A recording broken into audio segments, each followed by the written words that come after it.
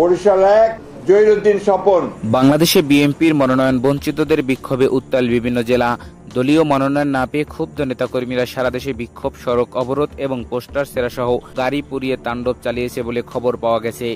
এদিকে বিক্ষুব্ধদের একটি অংশ বিএনপির মহাসচিব মির্জা ফখরুল ইসলাম আলমগীরকে লক্ষ্য করে ক্ষোভের স্লোগান দিয়েছে।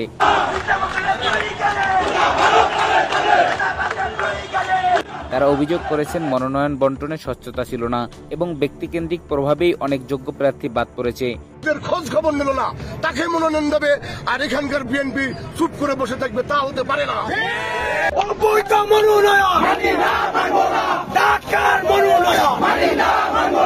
17টা বছর আমি শুধু জেলখানা কোর্ট এই করছি। আমার হাজবেন্ড 17টা বছর 100টার উপরে মামলা, কোনোদিন সে বাসায় ঠিক মতন ঘুমাইতে পারেনি, নাহলে জেলখানায় কাটছে, না দেশে পলাতক থাকছে।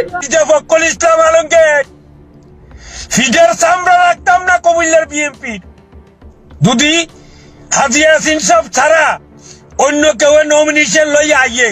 দলীয় সূত্র জানিয়েছে বিক্ষোভের বিষয়টি নজরে নেওয়া হয়েছে এবং পরিস্থিতি নিয়ন্ত্রণ আনতে কেন্দ্রীয় নেতারা কাজ করছেন। পাশাপাশি সংগঠন বিরোধী কর্মকাণ্ডের বিরুদ্ধে কঠোর ব্যবস্থা নেওয়ার ইঙ্গিত দেওয়া হয়েছে। আইন শৃঙ্খলা বাহিনী বলেছে পরিস্থিতি পর্যবেক্ষণে রাখা হয়েছে এবং প্রয়োজন হলে ব্যবস্থা নেওয়া হবে। এদিকে রাজনৈতিক বিশ্লেষকরা বলেছেন মনোনয়ন ইস্যুতে বিএনপির অভ্যন্তরীণ এই অস্থিরতা নির্বাচন পরিস্থিতিতে দলের জন্য বড় ধরনের চ্যালেঞ্জ তৈরি করতে পারে।